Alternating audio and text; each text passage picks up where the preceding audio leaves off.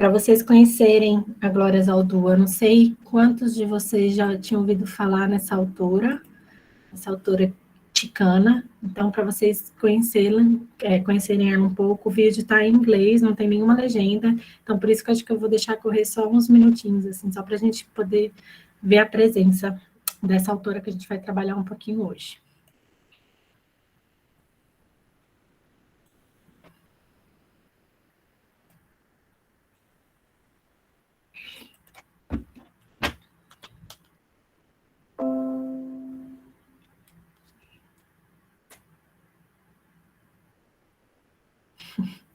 Ana Paula, a gente às vezes não conhece, né? A gente costuma conhecer os autores homens, né? Mas as mulheres muito pouco. ¿Qué tantos están aquí? I would like to thank Christian Matthias, did I pronounce it right? She's been really great in being a host for me, tracking down lost classes, seeing that I have food, and carting me around from hotel to campus and back. I also want to thank Yoon Shin. Did I probably butchered your name? Where are you? Did I pronounce it all right? And the Difference, Power, and Discrimination Program. Thank you very much for being my primary sponsor. I also want to thank the Office of Student Affairs, or is it the Student Affairs? And of course, Eu vou colocar o link aqui para vocês. Foi uma aula magna que ela deu, uma lecture, como falam nos Estados Unidos, né? E tem 1h46, para quem tiver interesse em conhecer um pouquinho mais do trabalho da Glória Zaldúa. E aqui, de novo, só para a gente continuar um pouco na linha que a gente tem trabalhado, né? A gente tem uma foto dessas duas autoras de hoje, a gente trouxe aí outra foto da Lélia Gonzalez e a Glória Zaldúa. E aí, para começar a aula de hoje, a gente queria só retomar aquela imagem que a gente foi, uma das últimas imagens que a gente trabalhou ontem, porque essas imagens tocam muito do que essas duas autoras estão trazendo aí nos seus textos, né? E no seu trabalho.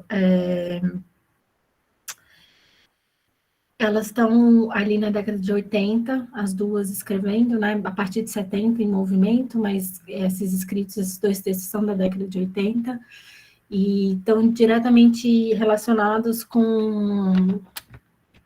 estão dialogando diretamente com o feminismo, né? E pontuando a necessidade da gente interseccionalizar as categorias. Elas não usavam esse termo, né? Mas elas estão ali dizendo que o movimento feminista precisa olhar para outras mulheres. E essas imagens, como a gente falou, olhar para outras mulheres e também para as diferentes formas de se viver, né? A forma de se caminhar no mundo, que a professora Carolina estava falando das experiências, né? Dependendo de onde você está, desse seu lugar de fala, da sua localidade, você vai atravessar o mundo de diversas maneiras, e as opressões também vão atravessar esses corpos de diversas maneiras, e não tem como falar ter um movimento social como o feminismo que está pautado apenas na experiência de um corpo muito específico de mulher, né, e uma ideia de mulher a partir de um lugar que tem a ver com a classe média e com a branquitude. Então,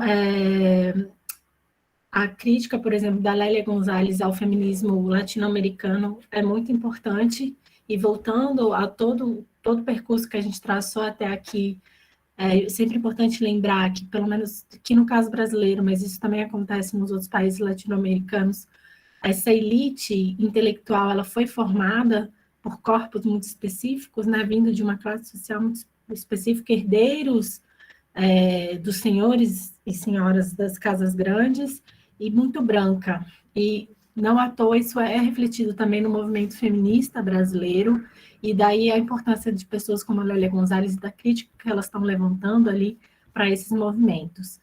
A Glória Zaldúa, ela fala desse lugar de fronteira, ela teoriza a partir disso, né, a partir da fronteira e da mestiça, ela é uma ticana, então ela nasceu já nos Estados Unidos, mas vive a partir desse lugar de ticana e atravessa o mundo ali a partir desse lugar.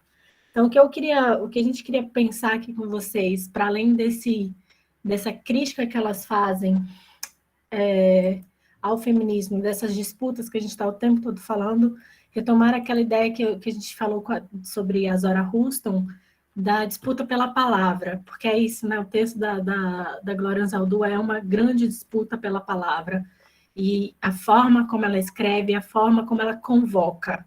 E a professora Carolina falou, né, que as duas estão falando a partir do seu corpo e do seu conhecimento, e outra coisa que é importante, que as duas fazem, esse movimento que as duas fazem, que é, como a Zora Huston, que é falar no plural. A Lélia até fala, eu não posso falar na primeira pessoa, né? Não posso falar por mim, eu preciso falar por nós. E a Glória faz, então, endereça uma carta falando para nós, né? Para essas mulheres que falam em línguas.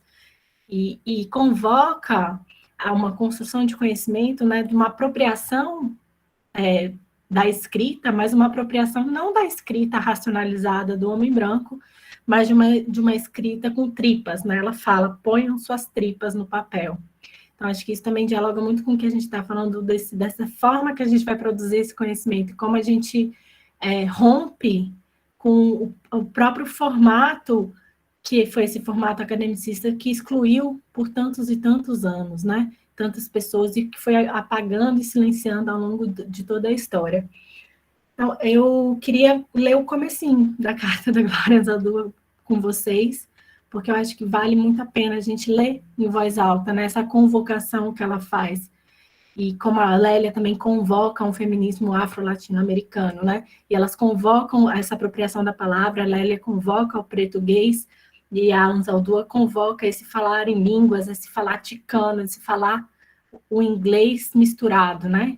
E é assim que a gente vai transformar e também se sentir, né? Tem essa coisa do corpo como experiência de... Essa apropriação tem a ver com fazer da construção do conhecimento um lugar que seja confortável no sentido de seu, né? No sentido, porque ele não é confortável para quem se escreve, mas ele também não é esse lugar da violência, né? Então, eu vou ler para vocês aqui, porque eu vou interromper rapidinho. E fazer um pouco como a professora Carolina fez ontem, né, com o texto da Lélia. Acho importante também a gente escutar, né, a gente está falando dos sentidos, das várias formas de fazer conhecimento que atravessam os corpos. Vamos lá. 21 de maio de 1980. Queridas mulheres de cor, companheiras no escrever. Sento-me aqui, nua ao sol, máquina de escrever sobre as pernas, procurando imaginá-las. Mulher negra, junto a uma escrivaninha no quinto andar de algum prédio em Nova York. Sentada em uma varanda no sul do Texas, uma ticana abana os mosquitos e o ar quente, tentando reacender as chamas latentes da escrita. Mulher índia, caminhando para a escola ou trabalho, lamentando a falta de tempo para tecer a escrita em sua vida. Asiático-americana, lésbica, mãe solteira, arrastada em todas as direções por crianças, amante ou ex-marido, e a escrita. Não é fácil escrever essa carta. Começou como um poema, um longo poema. Tentei transformá-la em um ensaio, mas o resultado ficou áspero, frio. Ainda não desaprendi as tolices esotéricas e pseudo-intelectualizadas que a lavagem cerebral da escola forçou em minha escrita. Como começar novamente? Como alcançar a intimidade e a imediatez que quero? De que forma? Uma carta, claro. Minhas queridas irmãs, os perigos que enfrentamos como mulheres de cor não são os mesmos das mulheres brancas, embora tenhamos muito em comum. Não temos muito a perder, nunca tivemos nenhum privilégio. Gostaria de chamar os perigos de obstáculos, mas isso seria uma mentira. Não podemos transcender os perigos, não podemos ultrapassá-los. Nós devemos atravessá-los e não esperar a repetição da performance. É improvável que tenhamos amigos nos postos de alta literatura. A mulher de cor iniciante é invisível no mundo dominante dos homens brancos e no mundo feminista das mulheres brancas, apesar de que, neste último, isso esteja gradualmente mudando. A lésbica de cor não é somente invisível, ela não existe. Nosso discurso também não é ouvido. Nós falamos em línguas, como os proscritos e os loucos. Passo a palavra agora para a professora Carolina, depois a gente vai trocando.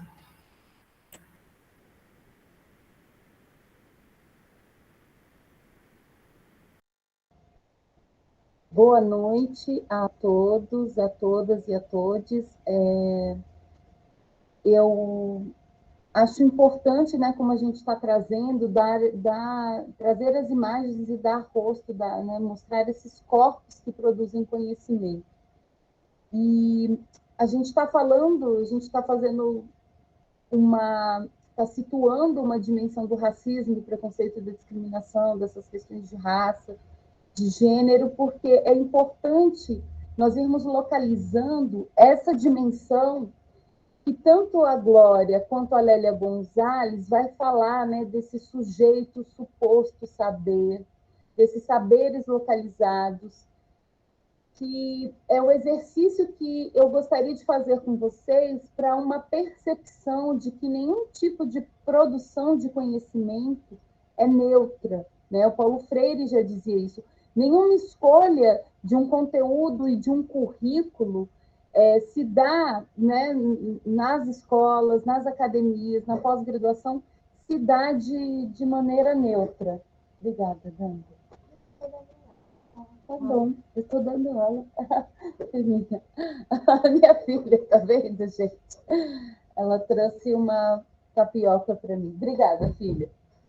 Então, ela toda envergonhada, né? Vocês viram essas questões. Obrigada, Viviane. Então, nós temos justamente esses saberes situados são corpos, e pensar nessa perspectiva rompe um pouco com uma ideia de colocar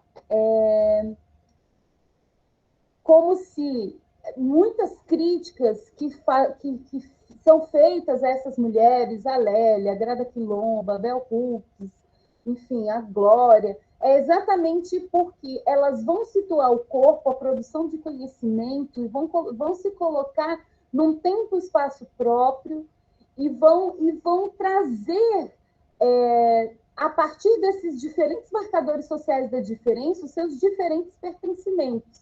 Então, na carta da Glória, ela coloca: eu sou mulher, eu sou lésbica, eu sou uma mulher racializada, e aí, assim, é interessante que isso também, a dimensão de colocar etnicamente o negro ou mulheres de cor está relacionada também a esses feminismos, né? Então, em um determinado momento, o feminismo negro norte-americano, né? Como a própria Lélia traz a questão racial na América Latina e tudo isso, se falavam, né, da Black Woman, se falava da questão Black. E em determinados momentos, os estudos na Inglaterra e algumas mulheres feministas racializadas, indianas, paquistanesas, latino-americanas, utilizam essa denominação Black, mas depois começa a se perceber que esse Black não vai dar também, não vai abarcar, não vai conseguir, não abarcar não. Ele, como uma questão abrangente, não possibilita que as mulheres, não possibilita os diferentes processos identitários de mulheres racializadas de várias culturas que vivem na Inglaterra, que vivem nos Estados Unidos, enfim. Eu acho que, não sei se vocês estão conseguindo acompanhar. Então, por isso que eu falo, os conceitos, as categorias, as denominações, elas também estão sempre sendo construídas em campos teóricos de disputas, em campos teóricos que vão também se transformando a partir da própria realidade, da dimensão existencial com essa realidade e das transformações que vão acontecendo na nossa realidade. Então, alguns textos vão trabalhar com mulheres de cor, mas eu acho importante pontuar isso, porque para nós brasileiros, essa expressão pessoa de cor, né, é uma expressão que tem uma carga pejorativa. E aí a gente vai entrar nessa discussão, mas eu uso preto, eu uso negro, eu uso de cor, crioulo, mulato, né? Então, a gente sabe, eu acho que o trabalho da Grada, quem pôde ir assistir a exposição dela na Pinacoteca, uma das obras dela fazia relação justamente com uma dimensão semântica, uma dimensão etimológica das palavras que vai trazer esse peso e toda essa carga negativa, seja preto ou negro. Mas a forma como os movimentos sociais agenciam a utilização de cada uma dessas palavras vai colocando a mobilidade, né, desse campo em disputa que vai sendo colocado como por que eu uso determinada expressão e não uso outra, porque com o passar do tempo isso vai se construindo, essa reflexão teórica, a forma como os movimentos sociais vão alimentando a academia e vice-versa, os movimentos feministas, os movimentos negros, os movimentos emancipatórios, movimentos indígenas, vai mostrando a complexidade desses processos identitários, desses processos culturais que vão, de uma certa forma, estabelecendo essas fronteiras e, ao mesmo tempo, ressignificando e desconstruindo essas barreiras em fronteiras a partir desses diferentes pertencimentos que são localizados no tempo e espaço, são localizados a partir de pertencimentos e de movimentos, né? A Glória, por exemplo, faz um movimento muito bacana, que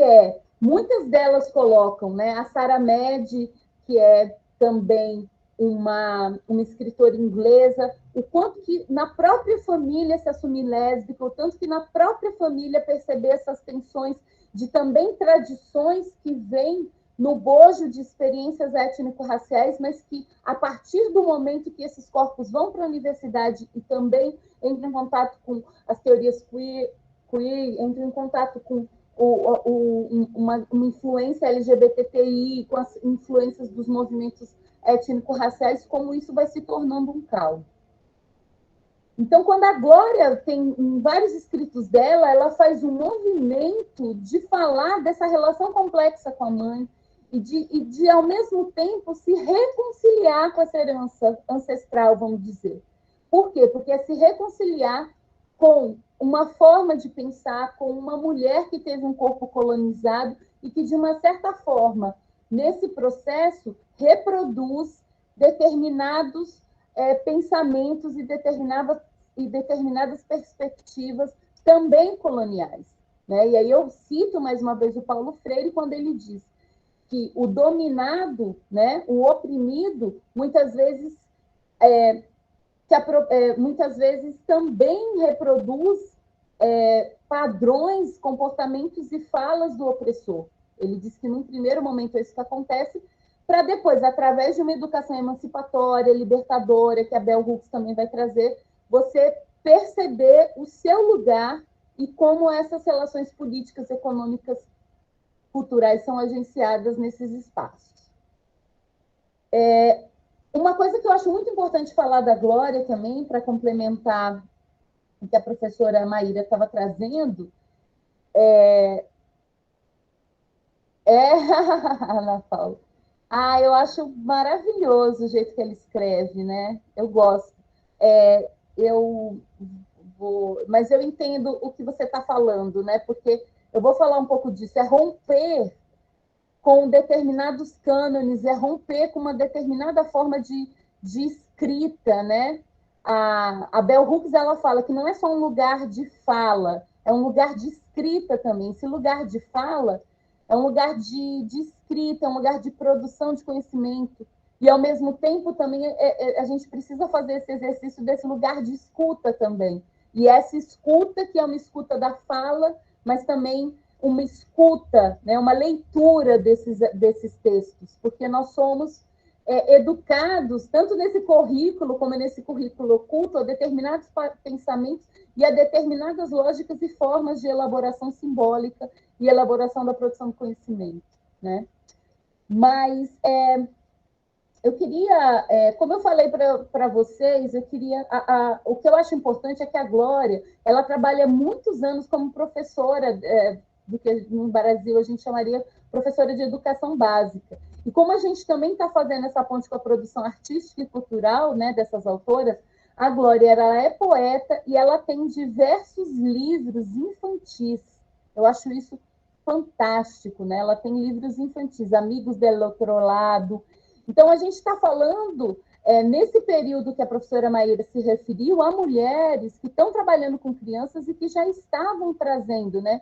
Um livro dela chama Prietita y la Llorona, e outros Amigos del Outro Lado. Então, existe também uma reflexão, e eu acho isso muito importante, porque eu sou professora de educação básica, eu sou pedagoga, eu sofro muito preconceito, porque olham para essas pessoas que estão trabalhando na educação básica de uma forma menor do que os professores no ensino superior. Então, eu sou professora no Colégio de Aplicação João 23, mas eu atuo na pós-graduação há anos, eu vou em bancas de mestrado, em bancas de doutorado, mas é muito importante perceber que esse processo de feminilização do magistério, né, ele está relacionado também com todas essas intersecções de gênero, classe, raça, porque quando você tem uma mudança do olhar, do papel que esse educador, que esse professor tem, você percebe isso. Ao mesmo tempo, nos cursos de letras, pedagogia, você tem uma maioria esmagadora de mulheres que estão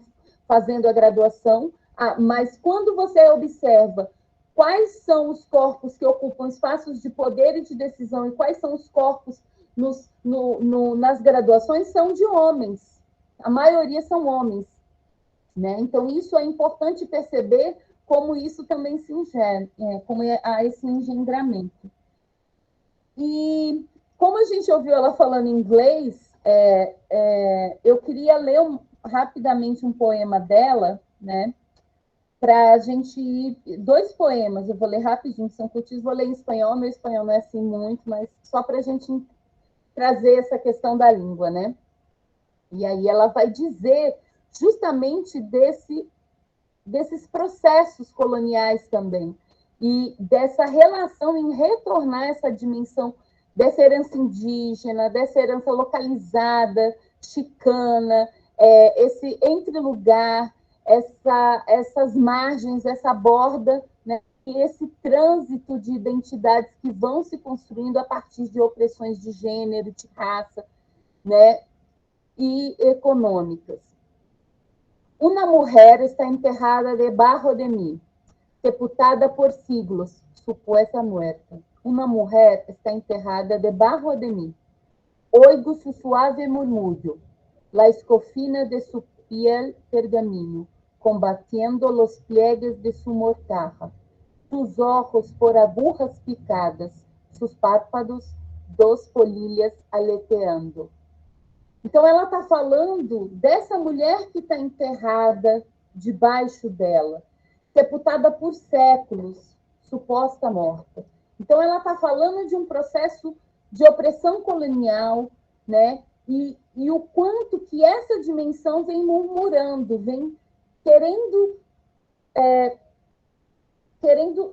surgir desses processos, né? Então, também é uma assunção da própria etnicidade, é uma assunção desse próprio pertencimento.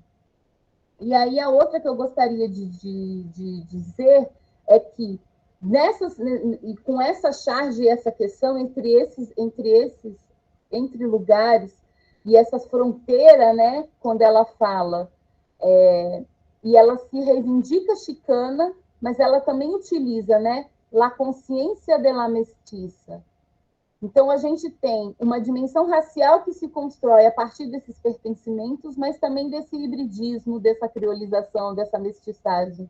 E é muito importante, retomando as questões teóricas e epistemológicas que eu falei, que quando nós utilizamos a palavra mestiço em cada um dos países latino-americanos, tem outros sentidos. Acho isso muito importante, né? Então, como que ela está falando de uma nova consciência que passa pelo corpo, e que passa por tudo isso, né? E então ela faz referência a um filósofo mexicano que vai falar: uma raça mestiça é uma mescla de raças afins, uma raça de color, a primeira raça síntese do globo, né? Então tem uma ideia também dessa que em alguns momentos vai estar relacionada com esse, quando o KB, né, vai falar de rediscutindo a mestiçagem no Brasil, mas ao mesmo tempo vai apresentar, né, por exemplo, como o Glissant vai falar do processo de criolização, os países latino-americanos, né, do Caribe. Então, você tem processos que vão vivenciar essa diáspora, que vão vivenciar esse processo de dominação dos povos indígenas e que convergem do ponto de vista de algumas epistemologias que são ressignificadas e dimensionadas nessas existências, mas também elas estão localizadas em um determinado território, em um determinado espaço, em um determinado lugar. Então, eu vou ler só mais um, que é Una lucha de fronteiras, né? Em inglês é A Struggle of Borders. Porque eu, uma mestiça, salgo continuamente de uma cultura para entrar em outra. Como estou em todas as culturas a la vez, alma entre dos mundos, 3, 4, me zumba la cabeça com lo contraditório.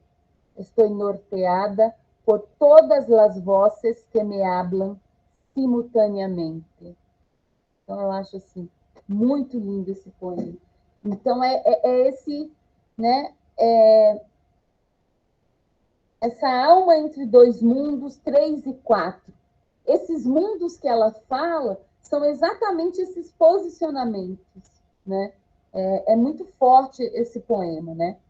E me zumba a cabeça, é como se fosse um zumbido, me atordou a cabeça com o contraditório. Então, todos esses meus pertencimentos, esses mosaicos que me constituem na mulher chicana, que sabe inglês, que vai estudar letras, que trabalha com criança, e né, como que esse mosaico vai formando, né, essa identidade de quem eu sou, tá?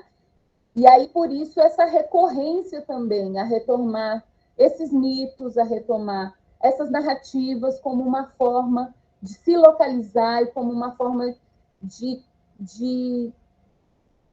atinar para a própria existência e para o próprio destino e para o seu papel no mundo, né? Esse corpo político, essas relações e tudo isso. Acho que acho que pode passar o slide e a professora Maíra também quiser contribuir, fazer alguma relação, né?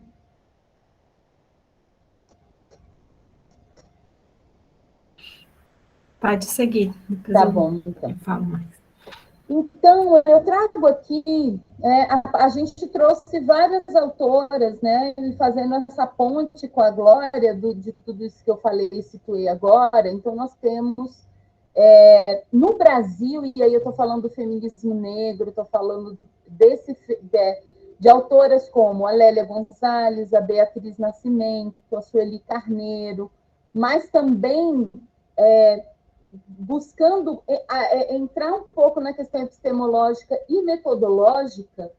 Eu acho que o que essas autoras e o que essa forma de produzir conhecimento vai pensar é o quanto que a minha vivência e a minha existência impacta, né? Esse meu lugar posicional impacta na produção. E aí, fazendo uma relação com uma tradição, né, fenomenológica e existencialista, quando eu trago esse ser no mundo, né, eu estou me referindo, né, nessa nossa vertente ao que o Merleau-Ponty vai falar, né, que na minha formação é muito interessante, né? A gente agencia tudo isso, na minha não, na nossa formação, né, Maíra? Mas nós também temos essa dimensão de como esses autores europeus nos ajuda e nos forma, né? Uma forma, nos ajuda, mas assim, nos forma a pensar nessa questão. Então, quando eu falo desse ser no mundo, a gente vai ter a Sueli Carneiro, que vai falar desse ser e desse fundamento do não ser das mulheres negras, mas esse ser no mundo, no sentido filosófico, é justamente a ideia que o Merleau-Ponty vai falar do quiasme, do entrelaçamento da minha carne com a carne do mundo, né? O que nós percebemos dessas autoras, o que nós percebemos de todas essas referências é que não existe, como eu disse, nenhum conhecimento negro, e esse ser no mundo constrói uma forma de produzir conhecimento que vai questionar esse sujeito suposto saber que a Lélia Gonzalez está trazendo no texto dela, né? E essas diversas vozes que a Glória também traz. E eu acho isso muito importante, porque a gente está pontuando uma dimensão que não é claro que nós também os colonizados vão para a Europa, os colonizados, né? Quantos africanos? Qual a importância dos movimentos independentistas, por exemplo, em Portugal, quando você tem aquelas várias lideranças africanas, aquelas várias lideranças caribenhas que vão para a casa do estudante em Portugal e, ao ter contato também com essas teorias eurocentradas, ressignificam e olham para o seu próprio continente, para as suas próprias realidades, a partir de um outro olhar. Agora, o que eu percebo é que essa forma de produzir conhecimento está relacionada no Brasil também à sobrevivência e a uma violência que, desde o momento que nós estamos na escola, e desde o momento que nossos corpos começam a se significar no mundo, nós vivemos. E aí a gente já falou desse legado da escravidão, eu não vou voltar nisso, a gente já falou da negação desse corpo enquanto produtor de cultura e de conhecimento. Muitas delas citam e falam dessas experiências traumáticas na escola e desse silenciamento que elas sofrem em vários espaços, em vários lugares. Então, quando eu trago epistemologias afrocentradas, porque eu estou fazendo esse recorte a partir da dimensão racial do Brasil e da questão negra, essa forma, tudo isso que nós estamos elencando também tem relações com o que a gente está falando com a produção feminista, com a produção de outros corpos nessa diáspora, desses outros corpos colonizados e subalternizados. E aí, o que surge? Né? Por exemplo, a Beatriz Nascimento vai trazer a ideia de quilombismo e vai utilizar, inclusive, termos e conceitos que os próprios portugueses utilizaram para falar do quilombo como uma epistemologia, como uma dimensão de repensar essa produção do conhecimento. E só para fazer uma ponte, eu vou trazer aqui. Uns anos atrás, vocês devem ter acompanhado uma produção, pode passar para mim, por favor, professora Maíra, uma produção da Cor da Cultura, uma produção da Rede Globo, junto com a Fundação Roberto Marinho, logo depois que teve a lei, né? Acho que é a promulgação que fala, né? A da lei 10.639/03, e você teve um terceiro setor, você teve as ONGs que se mobilizaram. E uma também intelectual negra, carioca, do Rio de Janeiro, que infelizmente nos deixou muito cedo, a professora Zuilda Trindade, foi uma das responsáveis por organizar quais seriam esses valores civilizatórios afro-brasileiros para serem epistemologicamente implementados nas escolas, e eu acho importante colocar que a Lei 10.639/03, que depois a 11.645/08 acrescenta a questão da história e cultura indígena, né? Então, essa lei estabelece a obrigatoriedade do ensino de história e cultura afro-brasileira, africana e indígena em todas as escolas públicas e particulares do Brasil. Essas leis, elas modificam o artigo 26A da LDB, que é a Lei de Diretrizes e Bases da Educação Nacional.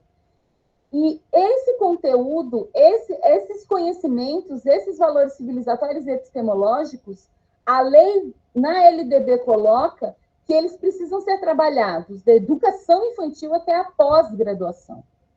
Então, nessa sistematização, quando tem um momento da lei e quando você tem profissionais, ONGs, vários grupos que se articulam para pensar como vai ser a implementação dessa lei, a Zuída Trindade tem um trabalho muito interessante que ela organiza esses valores civilizatórios afro-brasileiros a partir da contribuição dos africanos de diferentes estados, de diferentes países, de diferentes culturas, mas o que eles teriam do ponto de vista antropológico, do ponto de vista simbólico, do ponto de vista cultural, que daria para a gente pensar como esses conhecimentos vieram para o Brasil e, a partir da diáspora, foram recolonizados e ressignificados. Eu resolvi também trazer isso porque o meu trabalho dialoga muito com o trabalho da professora Maíra, com as mulheres do Recôncavo, e o que ela falou dessa escrita, e o quanto que esses valores perpassam essa produção de conhecimento, esse ser e o próprio corpo. Nas comunidades quilombolas, o aprendizado não é só a partir de uma ótica ocularista, de uma ótica que é só o pensamento, o corpo todo aprende, o corpo se coloca no espaço, né? Na minha pesquisa de mestrado e doutorado, eu falo isso, como que nesses espaços a terra, o fogo, a fogueira, o ambiente. E aí, nesses espaços, nós percebemos a dimensão da ancestralidade, da circularidade, da musicalidade, da corporeidade, a ideia de energia vital, que nós temos diferentes grupos e povos que vão lidar com a dimensão do sagrado, né? Então, a gente tem o mundu, que seria energia vital, mais dos zambundos, dos bantos. Nós temos o axé, que é a concepção de energia vital dos nagô e dos iorubá, e o alçá, que é dos malês. Então, a gente não está falando só de tradições de religiosidades vinculadas à prática, a gente está falando dos muçulmanos também, né? A memória, que é fundamental, a ludicidade, a oralidade e o cooperativismo. Então, eu trago algumas imagens que a gente não vai se deter muito, porque a ideia é dar prosseguimento, mas para a gente pensar, são imagens para impactar, né? Esse corpo e como esses valores civilizatórios vão se apresentando e como a gente os nega, como a gente olha para eles, como a gente tratou também da questão da religiosidade e do sagrado, para despertar, para se conectar e dialogar com o imaginário e com todas essas dimensões que a gente está trazendo para vocês.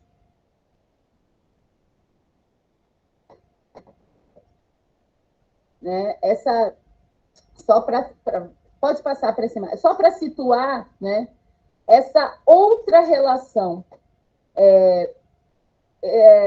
São os Yanomamis, quando eles se alimentam, né, então, a própria Índia está amamentando, eu acho que é um porco do mato, um mamífero, um animal, não vou... Porque ao se alimentar da carne da mãe, ela tem que cuidar dos filhotes. Então, é uma ótica e uma ética muito diferente da sadia, que põe um franguinho e que vai produzir uma alimentação dos animais, né? Que aí a gente não vai entrar na questão do veganismo, do vegetarianismo, mas é uma outra concepção com relação ao ambiente, a relação natureza e cultura e tudo isso, né? Ou seja, é uma responsabilidade, né? Eu acho essa foto forte por isso. Pierre Verger, clássica essa imagem, né? E aqui nós conseguimos identificar pela indumentária, né, que se trata da manifestação de Iemanjá, né? Essa imagem eu acho maravilhosa. Nós temos muitos trabalhos de feministas, de intelectuais latino-americanos que têm trazido essa dimensão das Barbies, dessa questão do corpo e das bonecas. Então, eu acho muito interessante, acho que qualquer pessoa que é da minha geração teve esse bebezão. Quem lembra dessa boneca? Né? Essa boneca branca, essa boneca qualquer... Lembra? Ela tinha só uma chuquinha, assim, um fiapinho de cabelo, os olhos claros. E essa criança, essa menina indígena, olhando para essa boneca e pensando, né? Como que eu vou ser mãe dessa boneca? Como que eu vou brincar com ela, sendo que ela não tem nenhum signo, nenhuma representação simbólica e identitária do meu povo, da minha cultura. Então, eu acho essa foto, né, ela com a caneta Bic vai e reproduz os grafismos nessa boneca, para ela maternar, para ela brincar, né, de uma significada, né, de uma dimensão que vai estabelecer essa relação afetiva, né? Aqui, a gente pensar, né? Eu acho que uma das coisas que a forma como nós vivenciamos a pandemia e a relação que nós temos com os nossos mais velhos, e dentro de uma concepção para vários grupos tradicionais, desde os estudantes africanos que vão estudar na França e falam dos griots, e fala que quando um sábio, quando um griot morre, é como uma biblioteca viva, né? Como se fosse, fazendo um paralelo com os nossos valores, é como se uma biblioteca inteira se queimasse, né? E a forma como as nossas políticas de saúde, as nossas políticas públicas trataram e ainda tratam a questão dos idosos, a relação. Se nós pensarmos, a pandemia, num primeiro momento, atingiu de forma muito violenta as pessoas mais velhas, né? Nós tivemos um grande número de pessoas que nós perdemos. Então, como se dá essa relação entre o velho e o novo nesses grupos? Qual é esse movimento que a Glória faz com relação à própria ancestralidade, à própria mãe, e essas dimensões desses ciclos da vida, né? Então, a contraposição dessa pele, desse ser que está chegando com esses cabelos brancos e essas marcas, né? Essas marcas no corpo, esse corpo que fala. Eu gosto muito das fotos do Sebastião Salgado também por causa disso, né? Quando eu trabalhava na alfabetização de jovens e adultos, que eu levava as fotos do Sebastião Salgado, os alunos falavam marcas de sofrimento, né? Marcas de sofrimento. E essas marcas que são próprias da vida, né?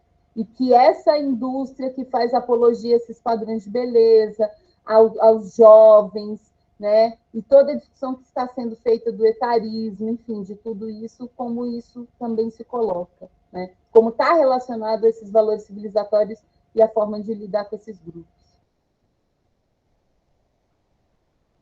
E aqui, fechando essa ideia, né, aqui eu trago essa imagem dos mapuches. Eu acho que eu falei para vocês que eu estou no pós-doc fazendo uma comparação Brasil e Chile, e aí falando da Glória, falando da Lélia, e trazendo um pouco para a questão da América Latina, que a Lélia está colocando, quando ela aponta no texto dela, né, que nós ainda não conseguimos pensar essa dimensão, né, da questão racial na América Latina.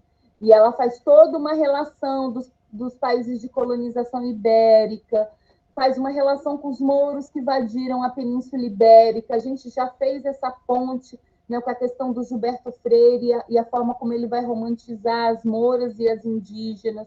Essa forma como a dimensão da sexualidade com relação às mulheres indígenas, essas ideologias de classificação social que a Lélia vai falar, racial e sexual, como isso operou nas metrópoles ibéricas e como isso vem para as sociedades latino-americanas de uma forma que nos convoca a pensar, né? Esse contínuo de cor, essas questões. E o quanto que os países latino-americanos, muitas vezes, e aí o Brasil, nesse contexto, né, acaba perdendo momentos históricos em que nós tivemos alianças, que nós tivemos reflexões, mas o quanto que nós, de uma certa forma, também não fazemos esse exercício. Então, eu acho, do ponto de vista teórico e epistemológico, quando a Lélia Gonzalez traz esse feminismo afro-latino-americano, quando ela vai falando, né, dessa americanas e ameríndias, e ela vai localizando, eu acho isso assim genial.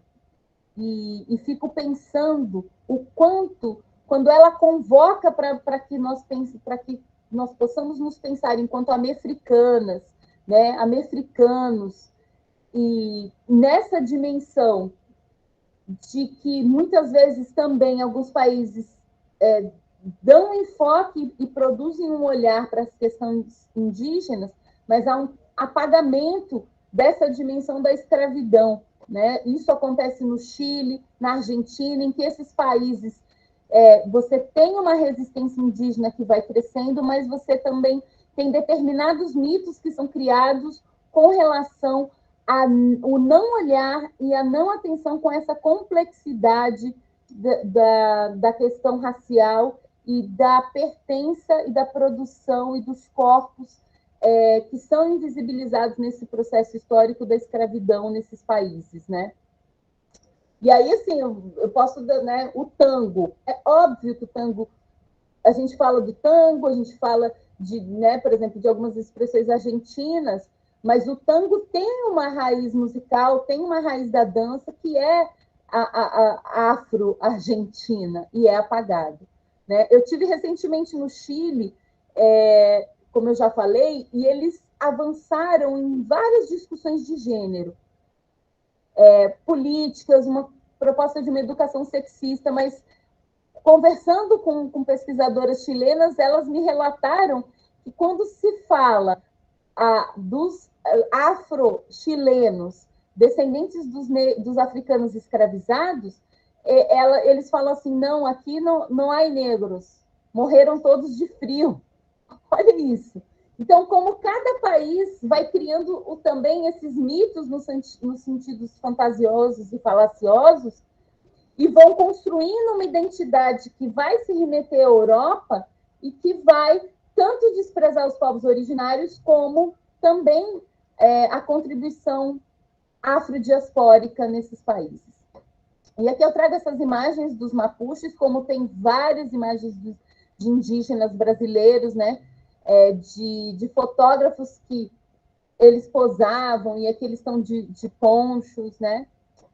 Pode passar. E uma foto mais contemporânea das mulheres mapuches que foram fundamentais para todo esse movimento do levante feminista no Chile. Acho que vocês acompanharam aquela performance inspirada na Rita Segato, El Violador Eres Tu, né? Que correu o mundo todo. O Chile vivenciou um processo com os movimentos sociais e com a forma de organização que foram 2 milhões de pessoas nas ruas, principalmente mulheres, que estavam denunciando a questão do assédio e do abuso sexual nas universidades. Um dos artigos que eu li utilizava, inclusive, palavras mapuches para se referir a esse processo de violência desses professores nesse espaço, né? Então, é muito interessante como você tem um movimento feminista que vai se engendrando com os movimentos sociais, com o movimento indígena, e que vai ressignificando todo esse caldo que nós vimos, o que foi as manifestações chilenas, que teve uma repercussão mundial de uma forma muito provocadora a nos indagar sobre todas essas dimensões que estão sendo colocadas pela Lélia, pela Glória Anzaldúa nesse sentido. Pode passar. E aqui eu vou só contar essa história, porque eu acho muito bacana. O apartamento que eu estava fazendo essa relação era muito próximo dessa praça, né? Essa praça chama Praça Itália, mas fica perto aqui o metrô Baquedano. E nessa praça foram enterrados os soldados que foram lutar tinham os restos mortais dos soldados que foram lutar na guerra que o Chile travou com a Bolívia, com o Peru, no norte do Chile, por território. Então, quando a manifestação atravessa a Avenida Bernardo O'Higgins, né? E O'Higgins, eu não sei se é assim que pronuncia, é um inglês, então essa questão também dos ingleses quando vão para o Chile, atravessa aquele mar de gente que chega nessa praça, né? E eles tomam essa praça é porque, do ponto de vista colonial, do ponto de vista de todo esse processo do que foi as ditaduras no Chile, na América Latina, e da presença marcante dos militares enquanto um grupo de poder ainda muito forte, né, em toda a América Latina, quando eles tomam esse espaço, isso tem um efeito simbólico, mas um efeito também no imaginário do povo chileno, né? No imaginário que isso significa. E aí eu vou pedir para a Maíra passar a próxima foto para a gente ver essa imagem, acho que muitos de vocês devem ter visto, ela também correu o mundo, e o que é muito interessante é que eles chegam nesse símbolo, né? Nessa estátua desses militares, nessa estátua desses heróis, e essa construção dessa narrativa chilena, dos chilenos que lutaram na guerra e que ganharam os territórios. E o que é muito marcante é que no topo dessa imagem, né, não dá para a gente ver, mas tem as mulheres que participaram dessas manifestações com seios desnudos e acima, né, a gente tem as bandeiras do Chile, essa bandeira que a Maíra colocou agora, que é a bandeira Mapuche, e essa bandeira ela foi pensada e significada, né? O nome dela é bandeira Uenufoy, eu não sei se é assim que pronuncia, criada pela organização indigenista Conselho de Todas as Terras, em 1992. E aí, o que eu tenho de interessante para falar desse espaço, né? E dessa questão? E na última semana, antes de... Pode voltar na outra imagem, por favor, Maíra? Eu só não consegui, eu não tirei foto do lugar, eu vou ver se eu consigo uma foto. Volta para mim essa imagem. Volta na outra, por favor, a anterior. Então, eu aluguei um quarto num apartamento e eu estava muito perto dessa praça. E como eu tinha visto aquela outra foto com a bandeira Mapuche em cima, eu fiquei durante dias caminhando e procurando essa praça. E eu não encontrei essa praça. Mas eu vou dizer por que eu não encontrei. Eu falando, gente, e a pessoa que falava assim, a praça é para lá. E eu caminhei durante vários dias e passava por essa praça e não reconheci essa praça. Por que eu não reconheci? Aí, na última semana, eu também fui fazer aqueles passeios turísticos no Vale do Nevado, Farellones, que, né, um monte de brasileiros, a gente encontra brasileiros, né, com uma grana e tal. Fui só fazer aquele passeio de conhecer, né, essa coisa, vamos conhecer a neve, todo mundo vai para o Chile. E foi muito interessante porque aí, quando nós voltamos, eu perguntei para o guia, né, um guia com traços indígenas muito, muito marcantes, e aí eu perguntei qual era a origem dele, foi muito interessante isso, né? Ele não se percebia como indígena, e é claro, eu, como a chata da pedagoga que provoca todo mundo para...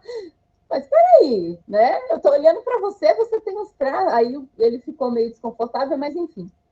Quando a gente passou, ele falou, a Praça Itália é aí. Aí eu falei, ué, só para vocês entenderem, logo depois, aí o guia me contou, logo depois dessa manifestação, passou uns dias, os militares foram nesse espaço e retiraram os restos mortais dos soldados que estavam aí e retiraram essa imagem desse herói em cima do cavalo, né? Desse herói de guerra em cima do cavalo.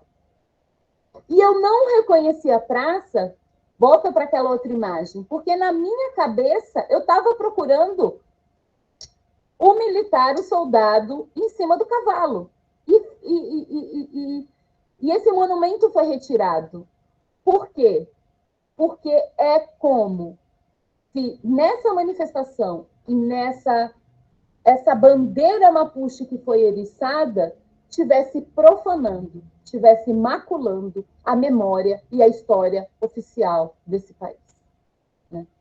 Então, é super interessante porque eu só consegui acessar essa história, por isso que é importante a gente fazer campo, por isso que é importante a gente circular, por isso que eu ouvia os acadêmicos, mas aí eu parava, eu conversava com os colombianos, eu conversava com os paquistaneses, eu conversava porque, mesmo em um mesmo país, esses corpos vão ter visões diferentes do Chile, esses corpos vão saber histórias diferentes, e existe uma dimensão do campo que é fundamental, que é da oralidade, que é dessas histórias, que é do que não é oficial, do que é extraoficial.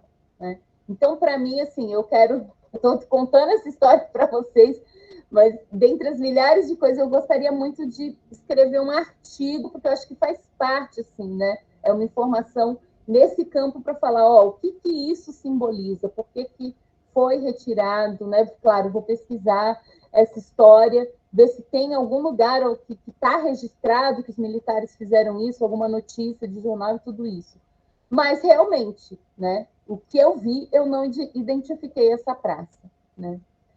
Então, é isso. Hoje eu falei em Maíra, hein, professora Maíra, não? Você quer agora fazer algum comentário antes da gente fazer a dinâmica? Isso, obrigada, Vivê, né? Praça Baquedano.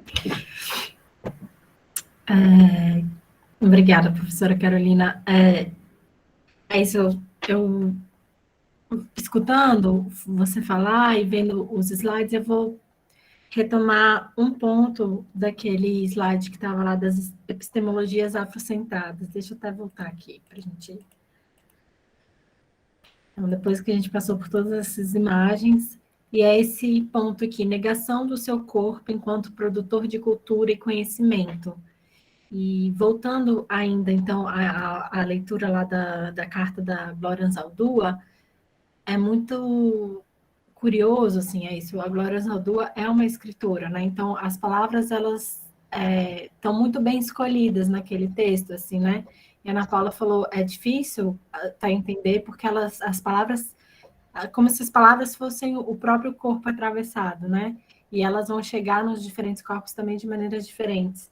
Mas ela começa descrevendo como ela estava, e ela fala de mulheres em seus ambientes, mulheres negras, mulheres indígenas, mulheres asiáticas, lésbicas, né? E eu acho que a potência desse primeiro parágrafo, desse segundo parágrafo dela, é que ela chama essas mulheres, que são essas que têm o seu corpo negado enquanto produtor de cultura e conhecimento, de escritoras. Escritoras é isso. Quem é escritor, né? Quem se fala escritor? É muito difícil quando você, né, caminhar, né, por muito, conversar com muitas mulheres, enfim, como é difícil assumir esse lugar de escritora, né? Ainda mais para corpos cada vez mais subalternizados. Então, ela está chamando as escritoras, é um chamamento, né? A escrita. Eu acho muito importante esse lugar que ela situa essas mulheres e a chamam de escritoras, né? E é a partir desse lugar que é importante produzir outras imagens. Então, essas imagens todas que a professora Carolina sempre traz aqui para a gente são muito boas.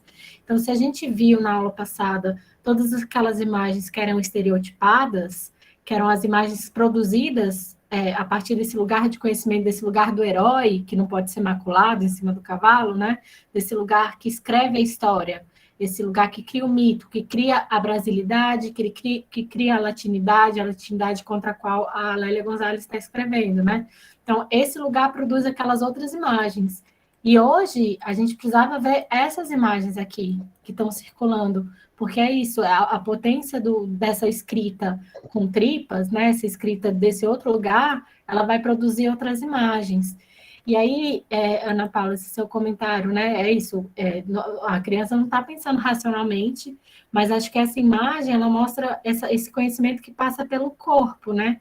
Como corporalmente ela vai trazer essa boneca para perto de si. isso que a Carolina falou de com quem a gente faz pesquisa, né? O trabalho de campo ele é fundamental porque a gente vive com as pessoas e o nosso corpo também vai aprender. Então, tem uma dimensão dessas outras epistemologias que estão, por exemplo, o candomblé, né, com as religiões afro-brasileiras, que estão diretamente conectadas com essas religiosidades, que é uma forma de estar no mundo que não tem necessariamente a ver com a instituição das religiões, né? Mas é um jeito de estar no mundo quando a gente pensa em termos de transmissão de conhecimento, essa transmissão ela não vai passar por esse lugar que você tem uma autoridade que fala e o restante das pessoas que escuta. Ela tem a ver com aquele cotidiano ali, você vai aprendendo com o seu corpo, você primeiro, quando você entra, por exemplo, num terreiro, você é primeiro uma bian, depois um inhaô, né? Mas você tá ali pequenininho na escala. Então, o seu jeito de olhar já é de baixo, no sentido de você tem pessoas que estão com mais anos de experiência na sua frente. E você aprende não é só pela palavra, porque a palavra tem poder, a palavra tem que ser usada de uma maneira muito mais cuidadosa. Você aprende observando. A capoeira também tem uma coisa de você observar o movimento, fazer o seu corpo seguir naquele movimento para você não ser atingido. Então, isso, né? E aí aqui a gente vê também esse corpo dessa criança indígena que tá ali também passando esse conhecimento para a boneca, né? E essa percepção desses corpos que caminham pelo mundo, que trazem junto consigo uma outra epistemologia que está ligada não só a uma episteme, à racionalidade, mas ao corpo e às diversas presenças que habitam o mundo. Então, que a professora Carolina estava falando também da relação com o mundo, né? Que é uma relação de, ao caminhar pelo mundo, você também vai pedindo licença para outras presenças que estão ali naquele lugar e aquele lugar pertence a elas, né? Então, tudo isso passa, atravessa, e como a gente faz para trazer essas outras formas de ser, estar no mundo, viver o mundo e pensar o mundo, porque também pensa, né? Para a nossa produção de conhecimento, para a nossa produção de outras imagens, para sair daquele lugar do estereotipado e, como a Glória Anzaldúa fala, para sair do lugar da violência, que a escrita não seja esse lugar violento, mas que seja esse lugar da potência.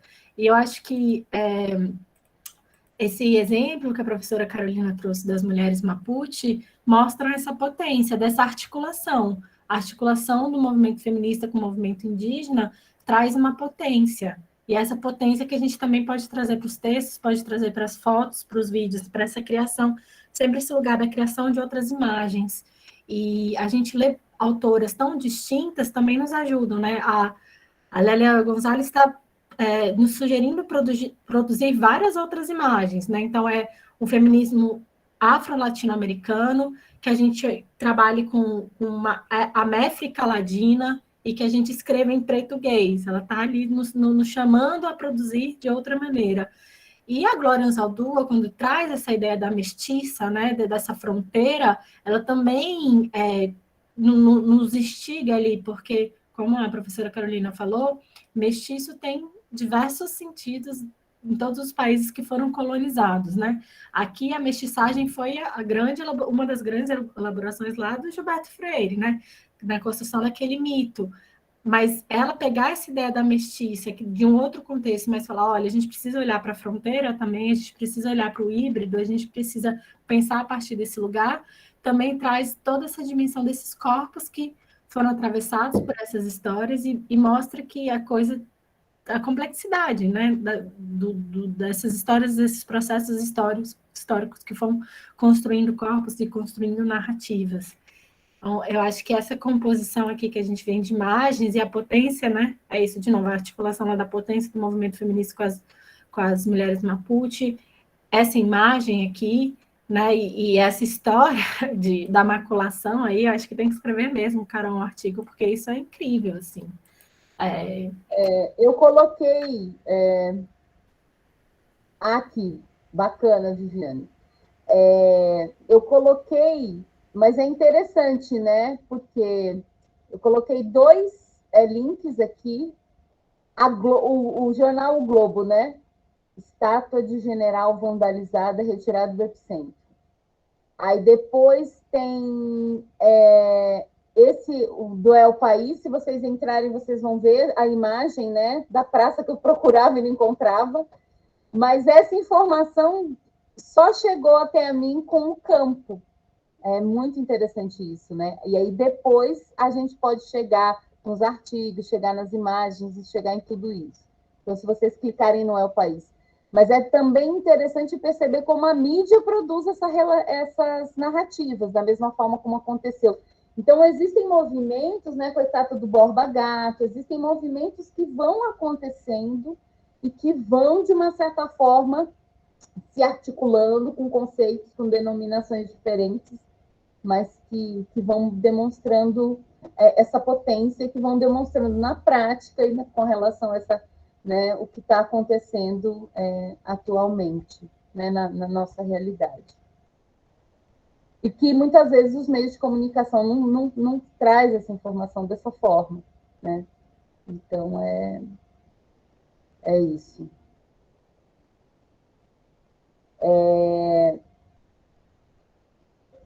Quer colocar falar mais alguma questão, professora Maria?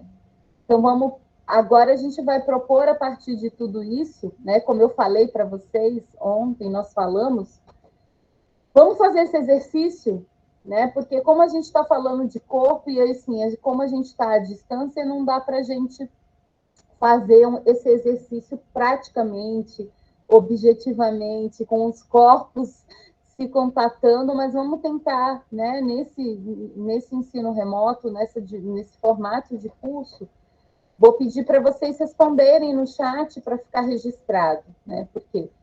Porque o que eu vejo que é importante é nós percebemos, né? A infância é algo estruturante, né, de todos nós. É na infância que não é à toa que a Disney tem esse apelo, não é? Existe uma estruturação de valores, uma estruturação da personalidade, uma construção da autonomia, uma relação com o que eu penso, com o que eu sou. E é muito importante a construção dessas referências, né? Várias teorias sobre o brincar, várias teorias sobre como que você vai se construindo enquanto ser humano, a partir dessas referências. Então, a pergunta, eu queria que vocês respondessem no chat, né? É para vocês responderem, mas é para vocês pensarem também. Quais personagens negros e negros que vocês víamos na nossa infância nos livros de literatura, né? Quais artistas e atores negros, negras e negros que assistíamos nos programas de televisão? Essa eu já fiz ontem para vocês, né? Que eu trouxe aquelas imagens, então fazendo um link com ontem. Como era ensinada nas escolas a história dos negros, que no chat, quando vocês responderam ontem, vocês falaram a partir da ótica da escravidão. E quais referências de intelectuais, artistas, médicos, advogados, músicos, poetas e escritores e escritoras negras, negros, tivemos na nossa trajetória escolar? Né? Quais?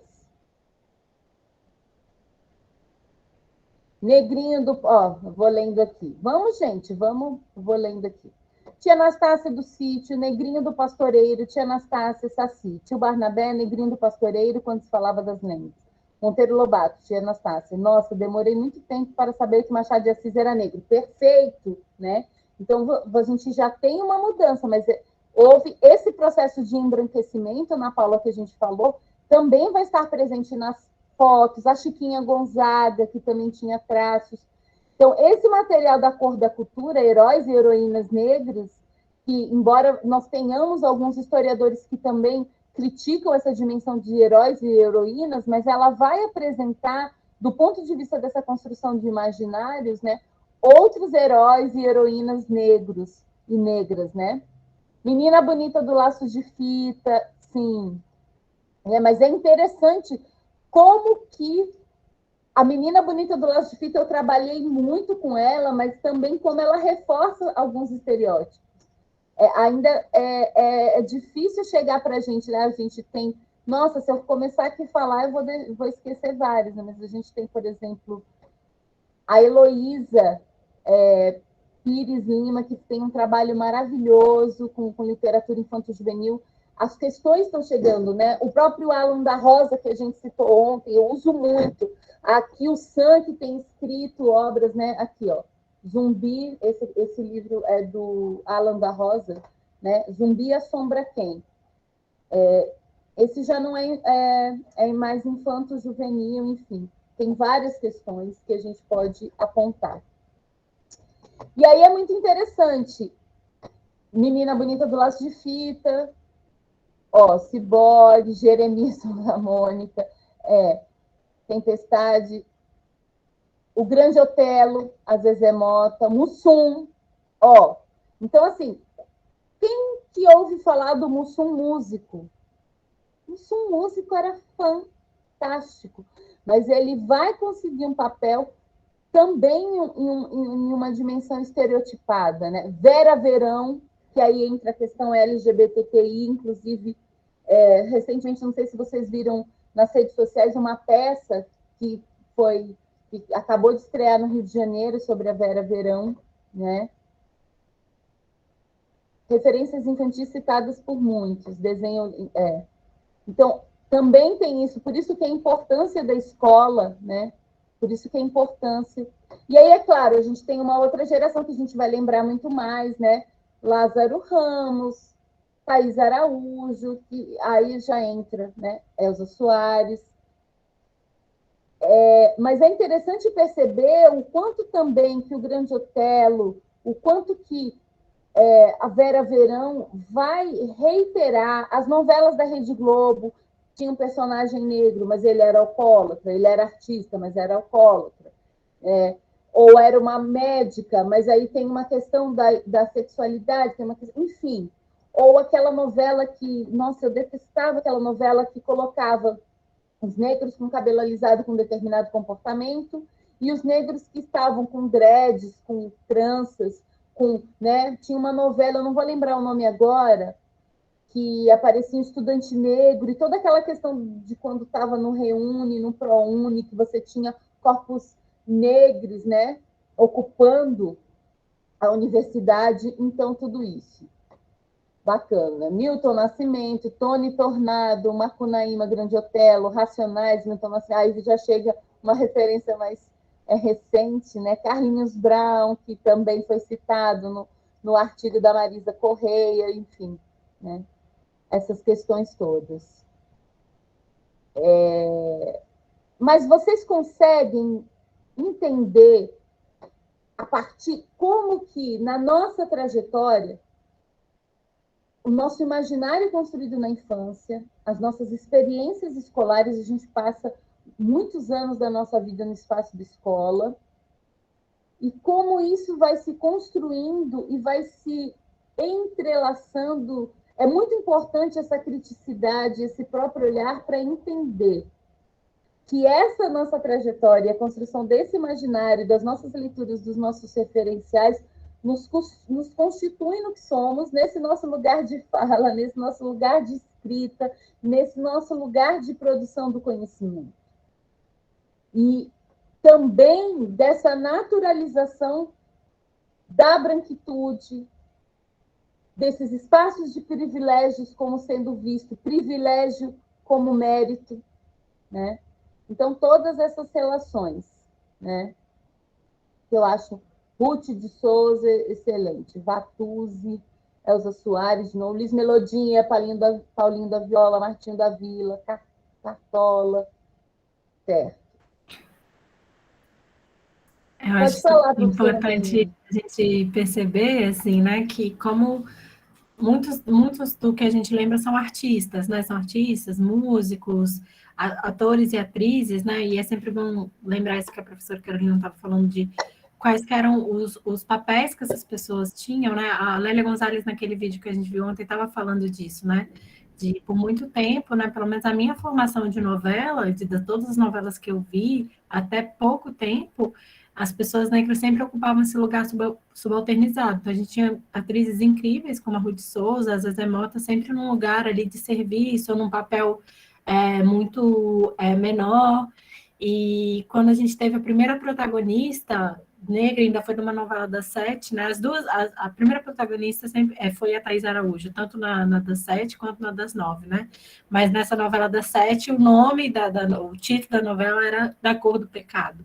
Então, mas é isso, a gente tem artistas, tem músicos, mas quando a gente tenta ir para as referências literárias, de personagens já, eu acho também, né? Que não sejam estereotipados, mas de intelectuais, tudo vai sempre diminuindo também, né? É como se tivesse uma. É possível vocês ocuparem esse lugar aqui do palco, do artista, mas esse outro lugar, desse lugar da intelectualidade, já é mais difícil, né? Uhum. Perfeito, isso. Também, né? Então, por isso que essas 4 questões, isso, né? Referência de médicos, advogado.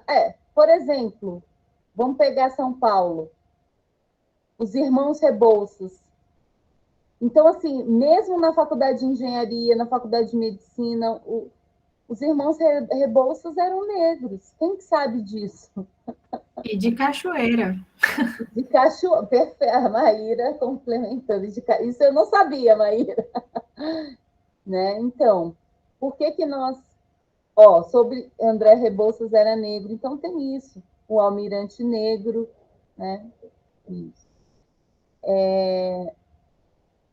Vou pedir para a Maíra passar para a próxima imagem, que diz muito, né? Eu já sabia muitas das respostas com relação se a gente perceber da literatura, ficou focado, e assim, não teve quem não ouviu a lenda do negrinho do pastoreiro e aqueles ritos de perversidade da formiga, enfim, né? Ou seja, há uma naturalização das formas de tortura da escravidão, da forma de lidar com isso.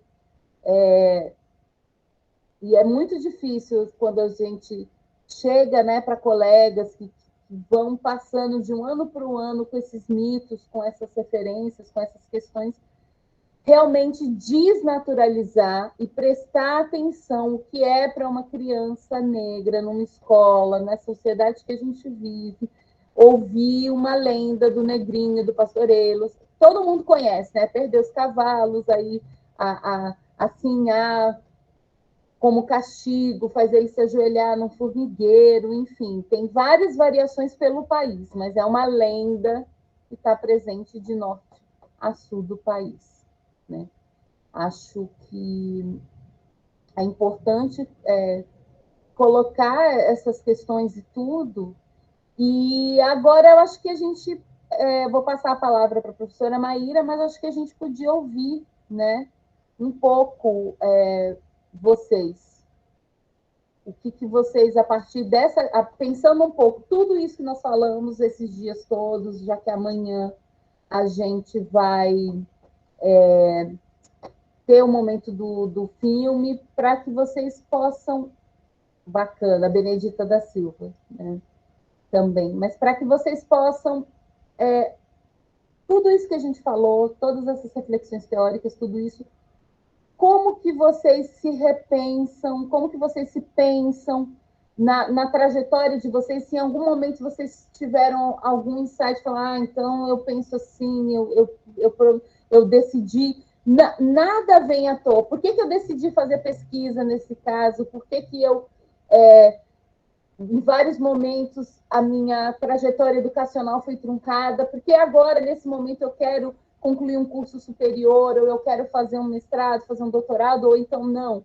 Eu quero trabalhar com movimentos sociais, eu quero trabalhar em outros espaços que não os acadêmicos. Mas qual é a minha contribuição como cidadão? Qual é a minha contribuição para pensar tudo isso? E na minha prática cotidiana, construir, né, intervir na realidade. Eu acho isso muito importante. Um curso de extensão não é só... É uma intervenção. Quantos vídeos nós não vemos nas redes sociais de situações em que um homem está agredindo uma mulher dentro do elevador e aí passam várias e várias pessoas que não tomam atitude, né? ou um vídeo de uma pessoa que está sendo humilhada, que está sofrendo racismo e ninguém se envolve, né?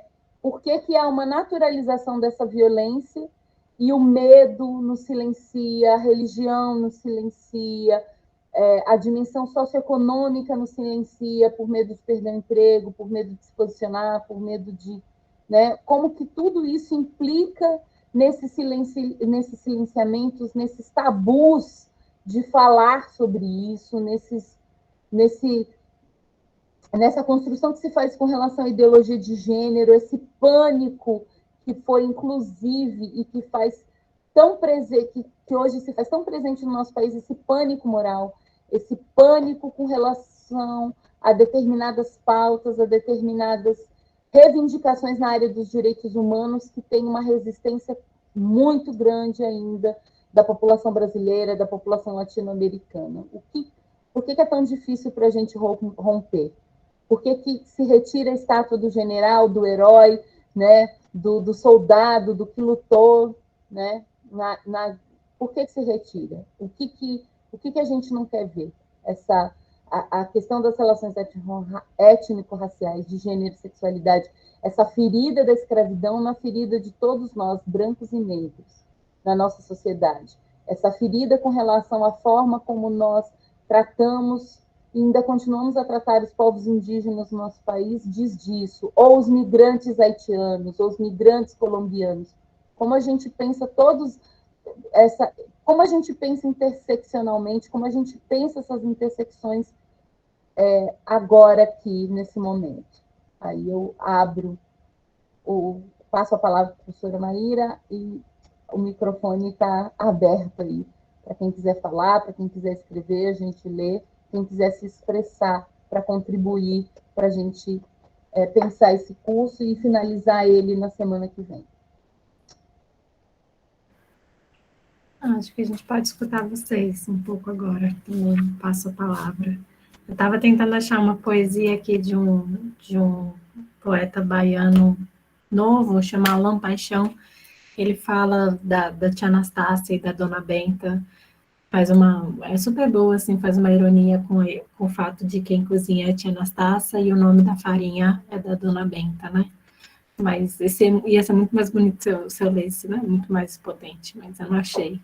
Só fazendo a referência, mas o microfone está aberto, a gente quer escutar vocês também.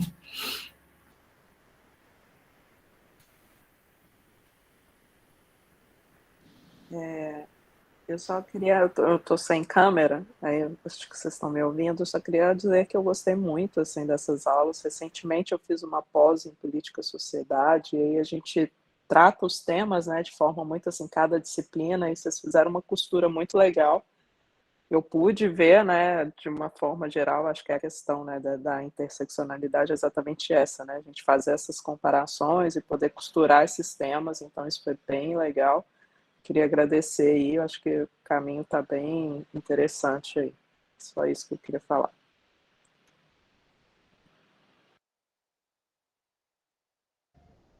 Obrigada, Débora, por esse feedback, esse retorno.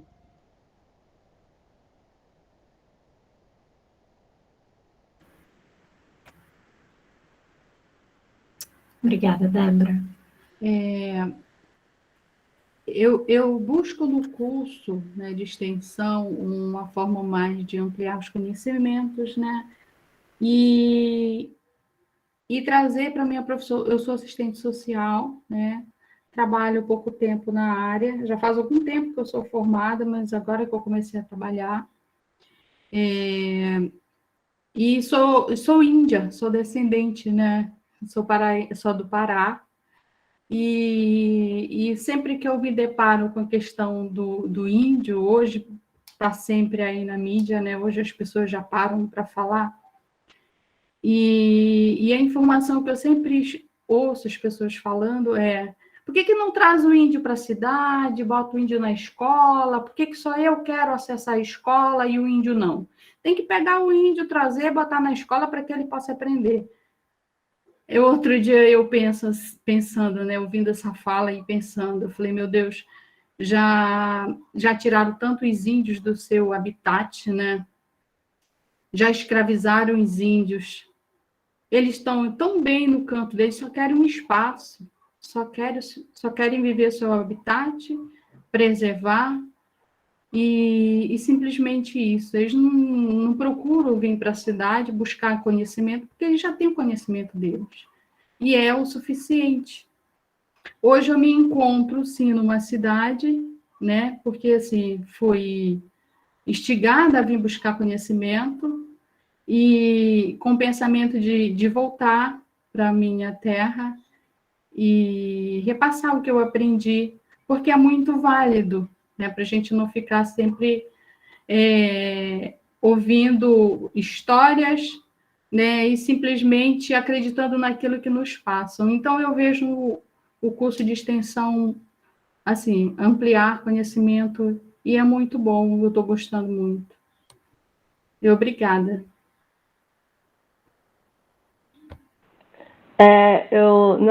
Já na esteira do que comentou a Vanusa, e trazendo, né, esse meu primeiro comentário lá da dificuldade de ler, né, a Glória Zaldúa, eu acho que também traz um pouco traz uma notícia, né, traz um sintoma de como a gente ainda tem dificuldade no Brasil de lidar com a questão indígena, dos povos nativos, assim, né? Me parece que a gente avança muito pouco. E claro que tem um outro tipo de relação histórica, né, muito diferente muito não, né, mas é de alguma medida diferente dos povos de colonização espanhola, mas me parece que a gente não consegue avançar muito nesse debate, assim, sem cair em alguns estereótipos, alguns lugares comuns, assim. E aí também essa dificuldade de entender essas escritoras latinas, e passa um pouco disso, a gente é muito distanciado, né, da realidade dos povos nativos nossos, e a gente acaba, né, enfim, a gente é muita gente, né, na minha dificuldade, mas acaba, enfim, não conseguindo vivenciar, né, de alguma forma, ou conseguir compreender a vivência da outra pessoa. Eu acho que a gente ainda tem um tanto a avançar nessa escuta, né, e nessa discussão.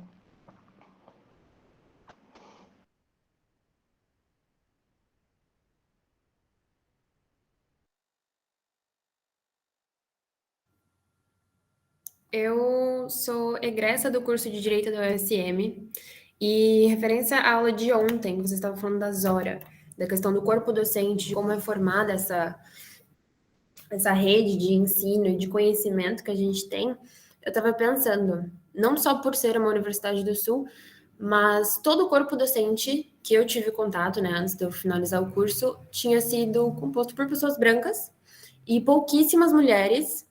E aí, pelo que vocês falaram hoje sobre a questão das epistemologias afrocentradas, nunca tive esse contato dentro da universidade, mesmo pública.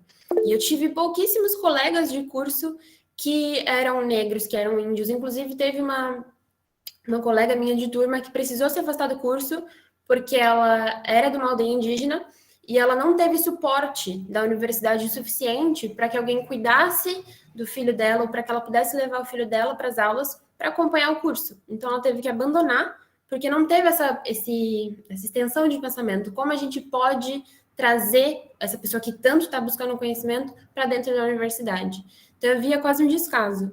E aí, agora, como eu mudei de área, vim para a área da licenciatura, um dos pontos que eu queria muito, por fazer esse curso, que eu queria muito me aprofundar, é justamente naquela questão do não falar por e falar sobre, né? Porque eu queria ter a oportunidade de trabalhar com a juventude, especialmente periférica da região onde eu moro, e fazer com que essas jovens olhem para a vida delas de uma outra forma, que elas tenham uma coisa mais crítica, não que elas sejam protagonistas da sua própria história, né? Porque eu penso, poxa, como eu, no lugar de mulher branca, posso fazer isso? E aí isso está me ajudando muito, essas ferramentas e a bibliografia que vocês passaram para a gente, como eu posso trazer uma discussão à tona e fazer com que elas elaborem a própria teoria, o que elas pensam da própria vida e que elas possam, então, trilhar um caminho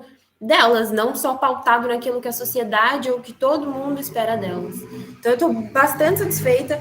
A minha mãe, ela fica aqui às vezes ouvindo comigo, ela fica assim, fazendo umas caras, porque ela também trabalha na área da educação. E aí eu fico, caraca, eu tô fascinada pelo curso, não é nem da minha área, porque eu não sou da área de antropologia, mas assim, a riqueza de depoimentos diversos que vocês estão trazendo ajuda muito, porque é uma coisa que eu não tive contato durante a vida inteira, né? Tanto na universidade quanto na escola, porque eu vim de uma escola particular, que inclusive eu tive um colega negro durante todo o ensino básico, ele era o único, e lembro hoje, assim, fazendo um regresso aí, tive 2 professores negros só, durante todo esse caminho da educação básica. Então, foi uma coisa que me faltou, a experiência do outro, poder ouvir o discurso do outro e absorver e falar, poxa, entendi. Agora, como que eu, no meu lugar, posso facilitar, criar oportunidades, ou então ceder oportunidades, porque a gente tem um sistema que não favorece, né, outras parcelas da população. Então, muito obrigada, de verdade, assim, tem sido muito enriquecedor.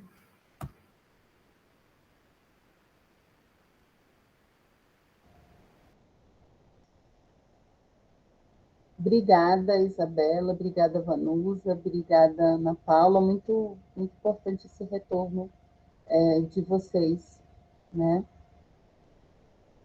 Muito. É um esforço que vale a pena quando a gente ouve, né, esses relatos. Mais alguém gostaria de falar, abrir o microfone, porque eu ia ler aqui no chat algumas questões que foram faladas, que eu acho que aí eu podia passar a palavra para a professora Maíra para ela comentar, né, o que foi falado. Eu vou ler então. O tema da aula de hoje me instigou a pensar sobre quanto notícias latino-americanas não são prioridades nos meios de comunicação, e o quanto fui pouco exposta na escola e na minha vivência como parte dessa cultura latina. Sobre a questão de médicos, um ilustrador médico nigeriano vem refazendo ilustrações de saúde com mais representatividade. Giovana, eu vi isso. É bem legal o trabalho dele, e ainda chama atenção para o fato dos corpos das mulheres negras terem sido extremamente explorados pela medicina, porém apagados ao longo da história.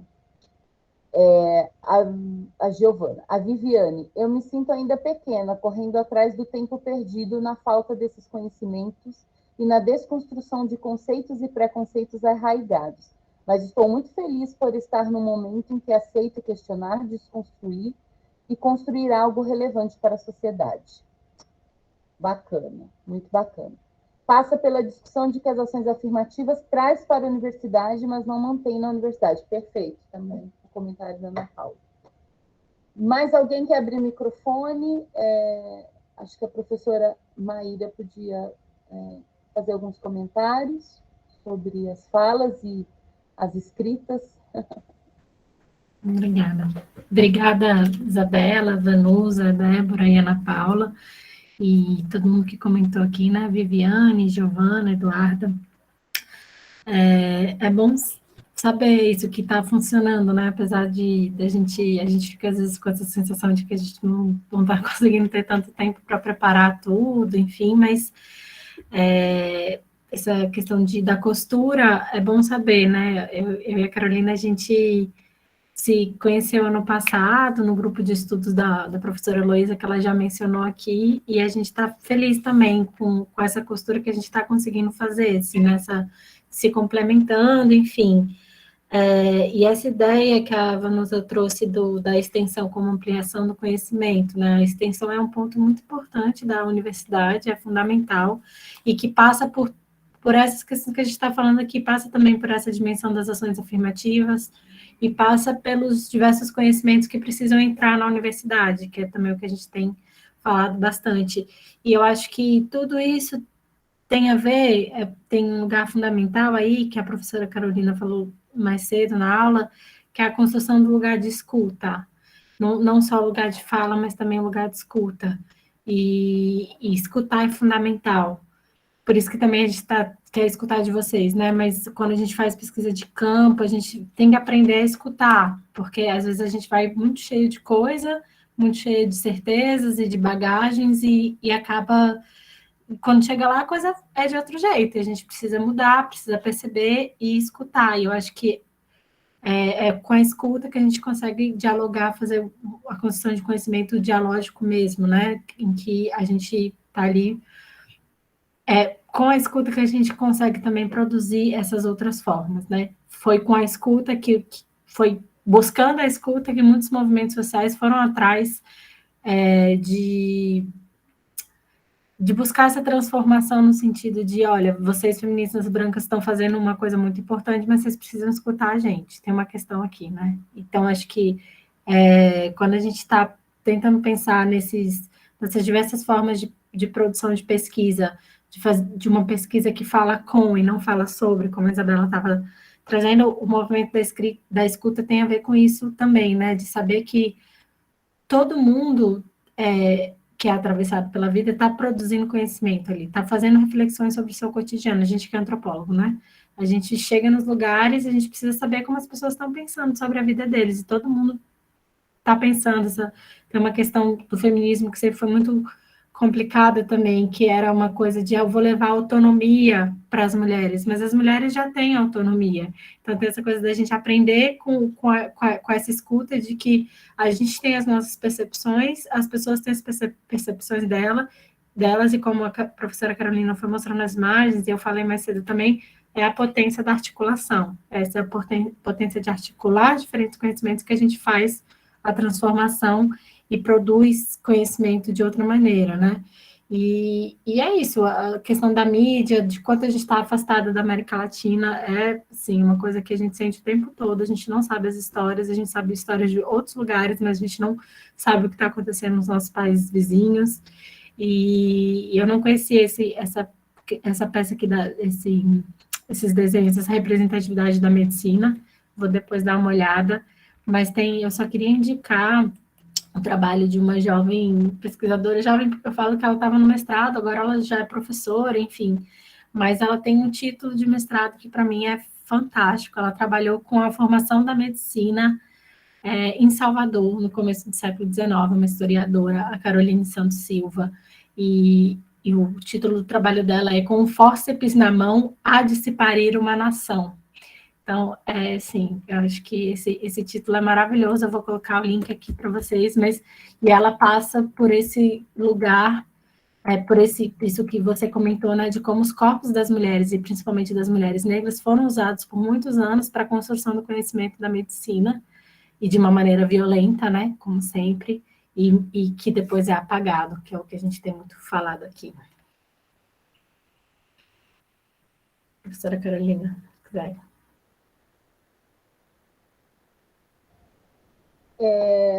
Muito bacana, porque a gente vai fazendo esse exercício e vai pensando, né? Eu já pensei aqui que, às vezes, quando eu vou fazer uma formação dessa, eu tomo muito cuidado, acho que a Maíra também, da gente não encerrar esse curso de uma forma pessimista. Então, é como se a gente estivesse apresentando um panorama, trazendo tudo isso, mas eu acho importante também, e na próxima semana a gente vai trazer essas experiências que vão, de uma certa forma, através das brechas, né? Através das resistências, através de como esses corpos também se agenciam e vão encontrando formas de se colocar, né? E aí eu queria comentar algumas questões. Vou começar pela fala da Vanusa, né, Vanusa? Eu acho que tem um campo do conhecimento muito, muito grande que ainda a gente não conseguiu fazer com que chegue na formação das licenciaturas, chegue no espaço que tem a ver com quando eu trago os valores civilizatórios afrocentrados, mas que também dialogam muito com os chamados grupos tradicionais, indígenas, enfim, né? Quilombolas, ribeirinhos, caiçaras, né? Tem várias denominações, e que é um grupo no Brasil que quantitativamente é muito expressivo, né?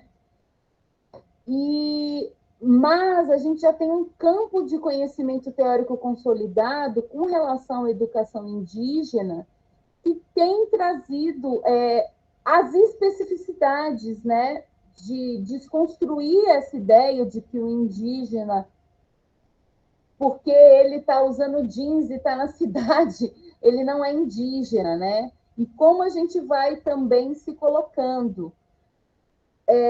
Do ponto de vista da forma como eu me coloco no mundo como corpo político e até mesmo pela aparência, eu me coloco enquanto uma mulher negra. Mas eu acho muito importante, e eu estou também construindo esse processo, que a minha avó era uma índia pancararu, né?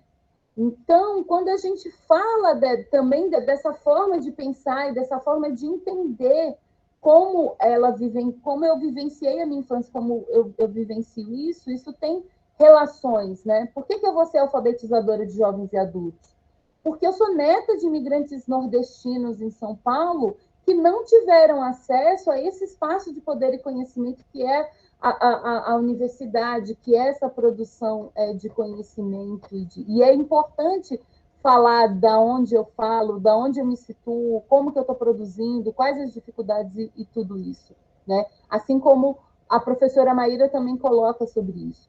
Mas o que eu quero dizer é que existe uma produção da educação indígena que é bem diferente da implementação dos estudos sobre a questão étnico-racial do ponto de vista da vertente africana e afro-brasileira, e que tem avançado e trabalhado em uma educação que é diferenciada porque parte da compreensão desses territórios e desses grupos, e como eles operam a forma de formação em uma outra lógica, né? Eu acho que quando você traz isso, me lembra um texto que eu trabalho muito nas formações na educação, do Carlos Rodrigues Brandão, né? Aquele livrinho da coleção Primeiros Passos que ele vai falar, ele vai trazer justamente essa questão, né? Quando você pega um indígena e leva para a academia, e é uma carta que índios americanos mandam nos Estados Unidos e falam, não, manda os seus melhores jovens para a aldeia que a gente vai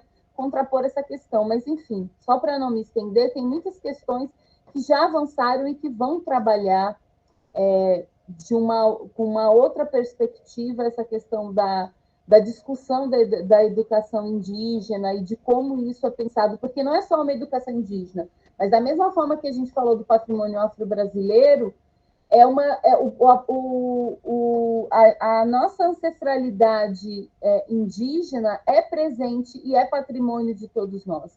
Então, o quanto que é importante que esses conhecimentos também retornem para salas de aula, retornem, não do ponto de vista estereotipado e preconceituoso, mas como construções de epistemologias. Então, uma coisa que eu já vou falar para a professora Maíra, acho importante trazer as experiências, por exemplo, do Encontro de Saberes nas Universidades Brasileiras, que tem trazido os mestres, né, esses corpos quilombolas indígenas, para dar aula e para ensinar nas universidades a partir da oralidade e a partir desses valores civilizatórios dos povos indígenas, afro-brasileiros e tudo, tá? Mas é só para depois eu posso dar referências e tudo isso.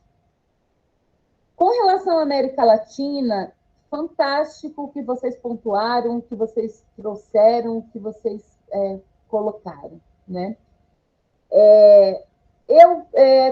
Quando eu prestei o mestrado, há muitos anos atrás, eu prestei na educação e no PROLAN. Então, na USP, nós temos um programa de pós-graduação e integração da América Latina. E nós percebemos também que nesse projeto civilizatório, nessa ideia de construção de nação, foi um projeto desfacelar essa possibilidade de pensar numa integração latino-americana, de pensar na construção epistemológica de autores que vão falar de uma realidade colonizadora, de uma realidade colonial, assim como nós, embora... Por isso que eu acho que, assim, os meus projetos de pesquisa, eles retomam a minha trajetória. Eu acho que isso acontece com todos nós, mas muitas vezes nós não percebemos, né? Então, quando eu vou para o Chile, é uma forma de reatar. Então, quando eu sou aprovada no PROLAN na educação, eu acabo escolhendo a educação porque eu tenho uma preocupação de concurso, sendo muito objetiva, né? Sendo muito sincera com vocês. Eu pensei, eu vou ser uma pedagoga e vou ter um título de mestre em integração da América Latina, sendo que se eu sou uma pedagoga e tenho um mestrado em educação, um doutorado em educação, que é um pouco o que essa cultura acadêmica da CAPES e de tudo isso. Pessoas que têm formação em direito, vão fazer mestrado em filosofia e o doutorado em comunicação, que é, para mim, numa perspectiva epistemológica de produção do conhecimento extremamente rico, acabam tendo dificuldades para se inserir profissionalmente, porque a gente tem uma forma de pensar o conhecimento que vai colocar em caixinhas. Ah, não. Então, você tem que ter graduação em comunicação, mestrado em comunicação, doutorado em comunicação. Você tem que ter, enfim, né? Então, eu vejo que pensar a América Latina traria um poder para e relações políticas e relações de resistência que foram minadas historicamente no nosso processo de constituição da academia, no nosso processo de constituição da ideia também de nação, de povos e de grupos étnico-raciais, né? Então, é muito interessante quando... Por isso que o que a Lélia Gonzalez aponta, né? Como ela integra essa dimensão da americanidade, da América Latina, da questão racial, da questão de gênero, e você vê que o que a Lélia está falando, o que a Angela Davis coloca de ter lido a Lélia, existe um trânsito e uma comunicação não, entre as Américas, aí englobando também os Estados Unidos, que é muito, muito perverso como isso foi sendo abortado, como isso foi sendo negado, e aí a gente vê os processos ditatoriais, na educação, os acordos MEC-USAID. Não quero parecer uma fala meio teoria da conspiração, mas acho importante colocar que não é algo também que foi acontecendo aleatoriamente. É um projeto, é uma construção. É o enfoque em determinados valores civilizatórios e politicamente reforçar fragilidades, porque basta que a gente discuta a questão do Mercosul, o que foi no governo, né, do presidente Lula, como que teve todo um processo do neoliberalismo, um processo capitalista também que está relacionado, por isso que a dimensão de classe social se apresenta, a dimensão dos povos campesinos, a dimensão do acesso à terra, e de tudo isso vai se articulando, né? Então, eu pensei nisso e também, quando eu fui diretora de ações afirmativas aqui na UFJF, foi muito interessante como uma das campanhas que nós idealizamos na gestão que eu estava e que teve um alcance nacional, não sei se vocês já ouviram falar, eu também achei bacana trazer isso para vocês, no sentido de, temos essa realidade, como a gente pode pensar em frentes na área da educação, na área da medicina, na área do direito, na área da comunicação, como a gente pode pensar em frentes para se movimentar, para pensar outros projetos, para pensar campanhas, para pensar formações e para pensar nesse tripé da universidade de ensino, pesquisa e extensão, como nós organizamos e sistematizamos esses conhecimentos para que eles também cheguem em grupos que não estão na academia, para que eles cheguem na mídia, para que eles cheguem na cultura de massas também, enfim, tudo isso. Ainda que critiquemos e pensemos sobre essa cultura de massa. Então, eu queria agradecer, né, pelas questões que vocês estão trazendo. Desculpa se teve alguma questão, mas que eu não respondi, né? Mas eu também vou encerrar minha fala para abrir para a professora Maíra, para abrir quem mais queira falar. Mas essa campanha, ela fazia a pergunta, né? Quantos professores negros você tem? Né? A campanha tratava um pouco disso. Quantos professores negros você tem? Né? Para problematizar essa questão. Mas acho que é isso. Mas eu vou dar uma lida agora no chat e passar a palavra para a professora Maíra, se quiser trazer mais alguma questão, ou alguém que queira falar também, o microfone está aberto.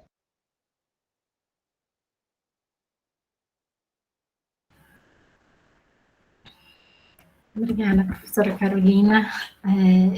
Eu acho que, por mim, a gente pode ir encerrando. Não sei se alguém ainda quer falar. Claro que está aberto aí o microfone. Se alguém quiser fazer mais alguma pergunta.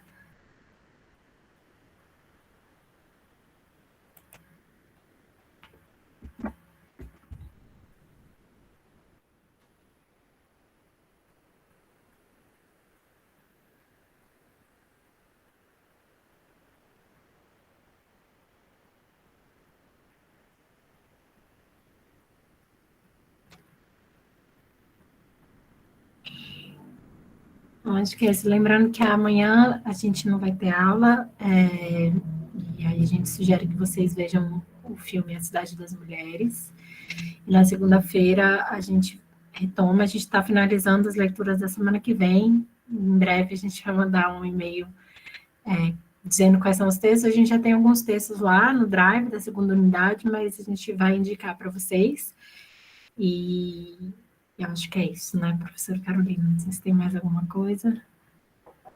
Estou rindo aqui que a Rosileire colocou aula e figurinos maravilhosos, adorei. Aí eu ficava rindo, figurino.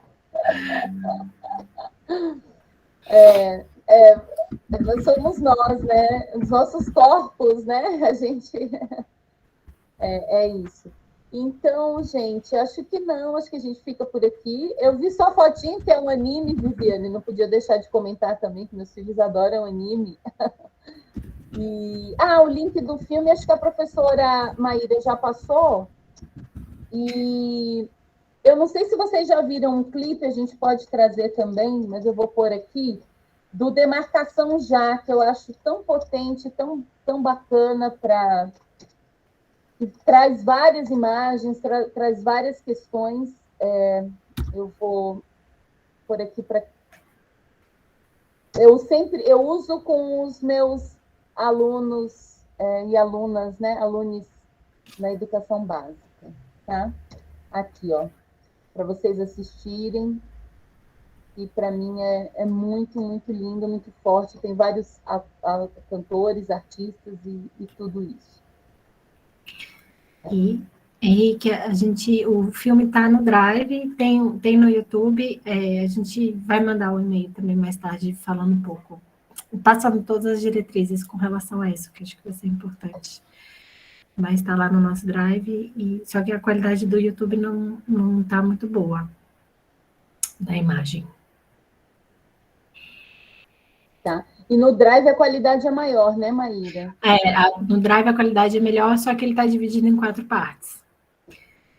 E aí mas é só clicar nas partezinhas, é 1 hora de filme, e cada parte está bem dividida, assim. E a legenda também, Ele tem legenda em português o tempo todo, não, tem legenda em inglês, na verdade, mas é falado em português, e aí as partes que são faladas em inglês, que são em referência à obra da autora Ruth Landes, tem legenda em português, tá? O vídeo do Drive, e do YouTube também. Isabela, eu vi sua pergunta aqui. Como eu sou pedagoga e trabalho muito com a educação, me manda um e-mail que eu te mando essas referências por e-mail, tá? Porque senão eu vou esquecer, vou me perder, como eu estou dizendo. Eu acho que a gente vai conseguir mandar o e-mail com os textos da próxima semana, acho que até amanhã a gente manda, ou sábado, né? Tá bom? Acho que é isso. Me manda um e-mail que aí fica lá registrado. Eu posso demorar um pouquinho, mas eu respondo. Eu vou demorar, porque a gente tem aula a semana toda que vem, né? E tudo isso. Tá? Acho que é isso, gente. Se ninguém tiver mais alguma questão para colocar... Isso, é esse mesmo. Tá bom? Boa noite, gente. Pode parar de gravar, Maíra, também. Boa noite.